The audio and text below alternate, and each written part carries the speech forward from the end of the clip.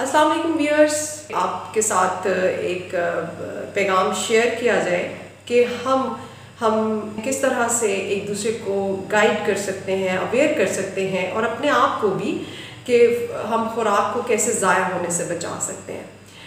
उसमें एक तो घरेलू लेवल पे हम देख सकते हैं और कलेक्टिव लेवल पे भी देख सकते हैं। इज्तिमाई तौर पर जब कोई मुख्तलिफ तरह के फंक्शंस होते हैं, किसी पब्लिक प्लेस पे होते हैं, तो हम किस तरह से बिहेव करें।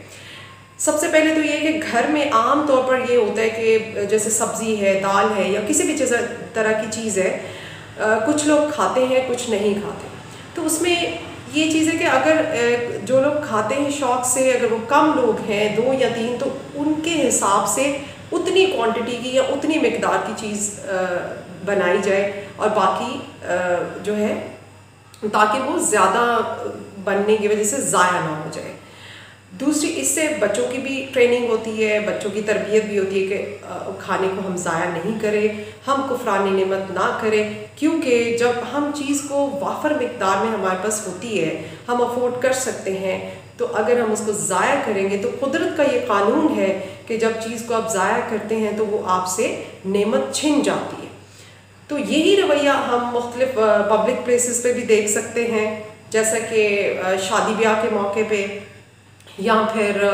बूफे सिस्टम है आजकल रेस्टोरेंट्स में। तो हम आम तौर पर एक साइकोलॉजिकल स्टेट ऑफ माइंड ये होती है जब भूख लगी होती है कि हम अपनी प्लेट या प्लेटर को भर लेते हैं मुख्तलिफ चीज़ों से, और उतनी भूख नहीं होती तो प्लेट में पड़ा हुआ तो सारा वेस्ट हो जाता है। तो खुदारा इस चीज़ की कोशिश हम सब मिलके करें कि हम उतना ही डालें जितनी हमें भूख है, जितना हमने उसको खाना है, तो ज़रूरत पड़ने पे हम दोबारा भी डाल सकते हैं। लेकिन मोर देन 80% लोग शादियों पे भी इस तरह से करते हैं कि बहुत ज़्यादा, या फंक्शंस पे ज़्यादा डालेंगे तो उस तरह से वो चीज़ ज़ाया होती है, जिसका गुनाह भी होता है और फिर ज़ाया भी होती है चीज़। बच्चों के साथ भी शेयर करें, अपने घर में फैमिली के साथ। अगर आप किसी ऑफिस में किसी जगह पे काम करते हैं, वहाँ पे भी डिस्कशन करें इस हवाले से, और अपने आप से वादा करें, हम सब, मैं भी, आप भी, हम सब वादा करें कि हम खुराक को ज़ाया होने से बचाएं, बल्कि हमारे और जितनी हमें ज़रूरत हो, जितनी हमें भूख हो, हम उतनी ही अपनी प्लेट में या अपनी थाली में उसको डालें और उसको उतना ही खाएं। इसके अलावा अपने इर्द गिर्द हम देखें, जैसे घरों में काम वालियाँ आती हैं या कूड़ा करकट उठाने वाले खाकरोब वगैरह आते हैं, या इसके अलावा भी कुछ डिज़र्विंग लोग आते हैं, तो हम घर का बचा हुआ खाना उनके लिए भी संभाल सकते हैं,